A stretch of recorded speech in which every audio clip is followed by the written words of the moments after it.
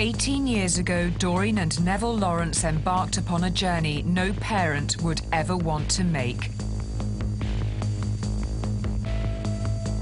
Their horrific story began on the 22nd of April 1993, when their 18-year-old son, Stephen Lawrence, was stabbed and murdered by white racist youths. Within days, the police had the names of 5 suspects. Did you kill Stephen Lawrence? No, I did not. Because I can't remember, does that make me guilty? And today, 2 of them, Gary Dobson and David Norris, were found guilty of the murder of Stephen Lawrence. We hadn't done anything. It was just because we were black. This is a crime which has reverberated through society, helped change the legal system, and which heaped humiliation on the Metropolitan Police. It was like sitting in the stocks, and it hurt. You know, you can't believe this is an organisation I've spent 37.5 years in, being criticised like this. But the biggest impact has been on Stephen's family, who've waited 18 years to see justice for their murdered son. It was as if Stephen was being murdered over and over again.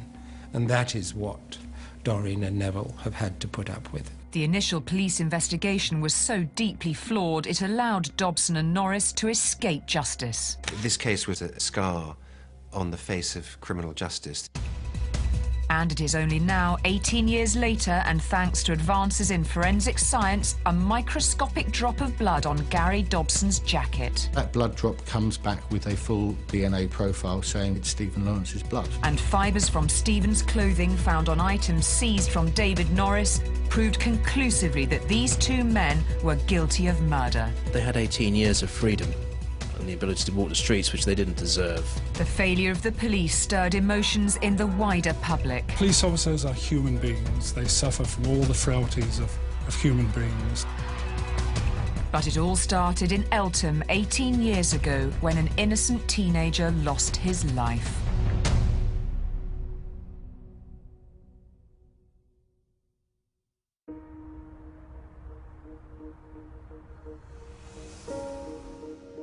Stephen Lawrence was the eldest of 3 children. He was born into a church-going family and was well known to his local vicar. He was very comfortable in his own skin. He was very outgoing, you know, he belonged to the Cambridge Harriers, he was a sprinter, he enjoyed music, he enjoyed life. He was a delightful human being. He was a good guy, got on with everybody, didn't have an enemy in the school at all, well liked by the teachers. So he's one of those goody-goody guys. His parents were Jamaican immigrants who believed in improving their lot through hard work. Doreen and Neville were people who wanted to get on, and I think they bred into their kids an attitude that there may be difficulties being black in Britain, but if you keep your head down, really, and work hard, you'll get somewhere. And I think that was, you know, Stephen's attitude, it was the family's attitude. They were a happy family, 3 lovely children, united, and this was just a terrible sort of arrow through the heart, really. The family lived in Eltham in South London, a place which has seen its fair share of racial tensions. The area where Stephen grew up was notorious for racism. You get relatively small numbers of black and minority ethnic families living in a sea of white, poorly educated people. And that's the recipe for significant racism. It was scary because you don't know what could happen to you. You'd always get some car driving past and someone would shout out the words nigger or black bastard or what you doing in Eltham. On the night of Stephen's murder, he and Dwayne had been out together and were travelling back across Eltham, heading home. Stephen had promised his parents he'd be in by 10:30. It's a little after 10:30, so Stephen is late. The curfew has passed, as it were, He knows he's only 10 or 15 minutes from home. If the bus comes, he'll be there in no time. They got to the bus stop and they were waiting for the bus.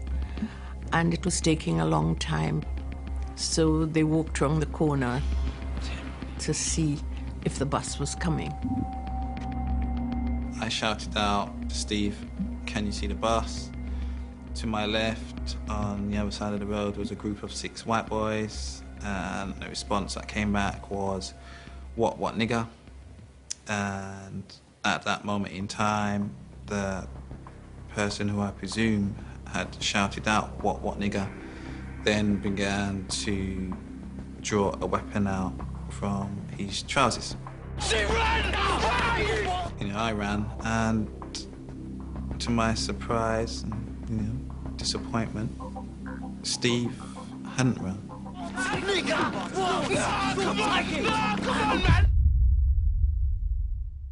They caught up with Stephen in an attack that seemed to have been over in a very few seconds. He received 2 fatal stab wounds. The pathologist at Stephen Lawrence's autopsy was clear. Both injuries were inflicted with a massive amount of force. The first was on the left side of his arm, on the outside of his arm, and the track of that injury came from the left to the right into his upper chest cavity, and it cut through a major blood vessel and nerve just behind the left collarbone. The injury to the right side lay just in front of the middle part of his right collarbone, and went straight downwards. Once again, it cut through this major blood vessel and the major nerve fibre on the right-hand side. And both tracks went into the body about 5 inches deep.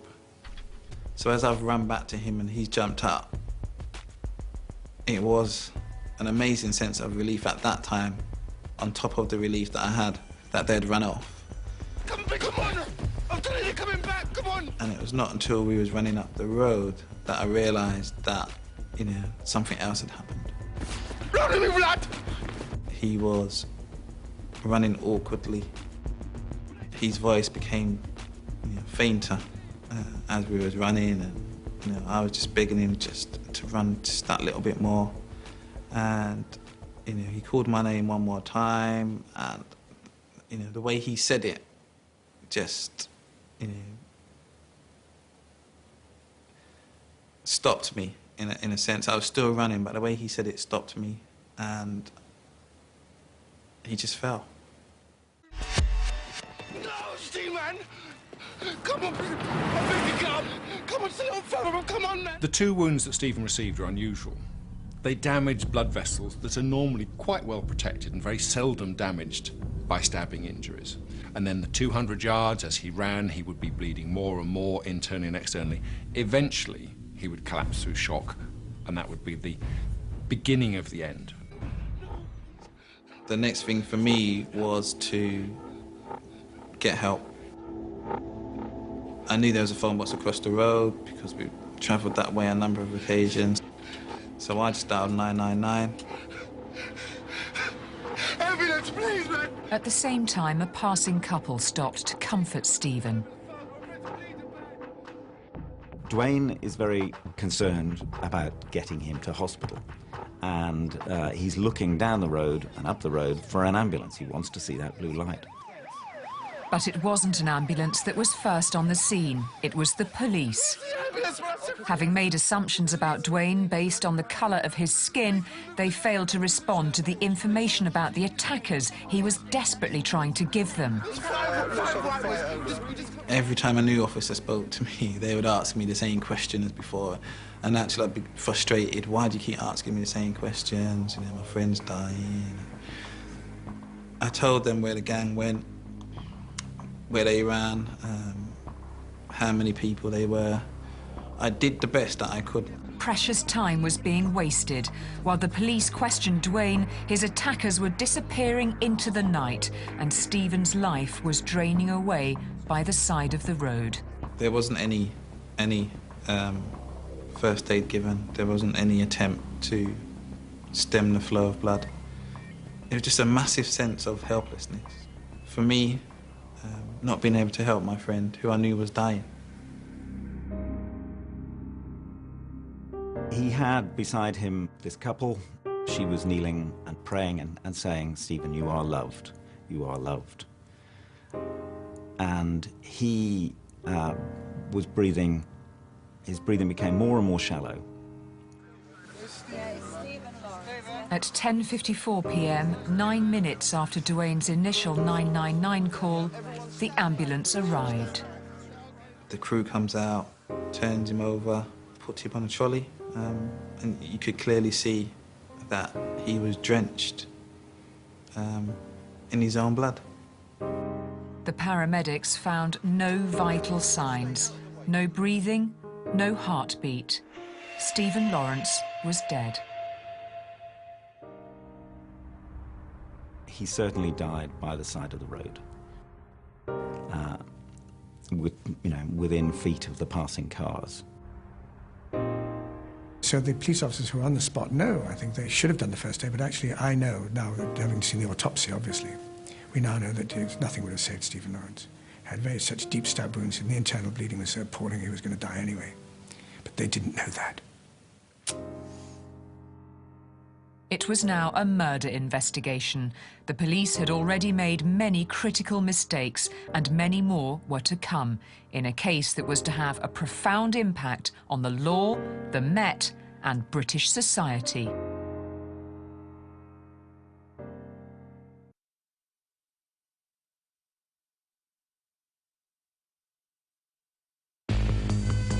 At 11:03 p.m. on the 22nd of April 1993, Stephen Lawrence was in an ambulance after being stabbed by racist youths. Resuscitation was being attempted, but the truth was that Stephen was already dead. One of the people at the bus stop who boarded the bus saw Stephen lying by the side of the road, and he was a near neighbour. And when he got home, he told his father that he'd seen this, and the father brought him straight round to the Lawrences. The Lawrences immediately got in their car and went to the scene. Didn't see anything, they thought they'd go straight to the hospital. I've got another one on this side. Okay, no pulse. Let's start chest compressions. What you got there? I've got another one which is an L-shaped wound on that side, which is also sucking. Very soon after their arrival at the hospital, Neville and Doreen were told that their son had died.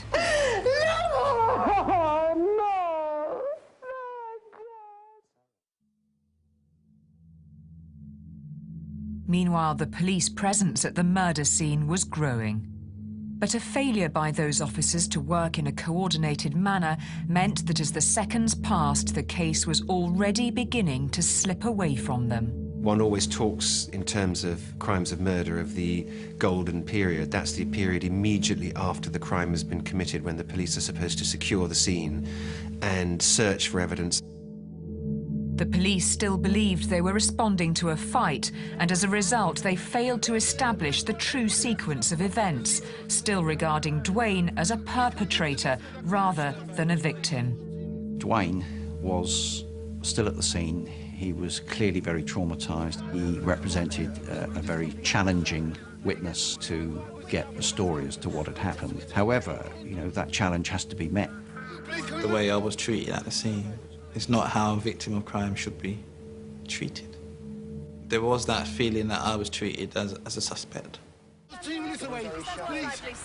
Having failed to establish what exactly had happened, the police went off in the wrong direction to a local pub along Wellhall Road.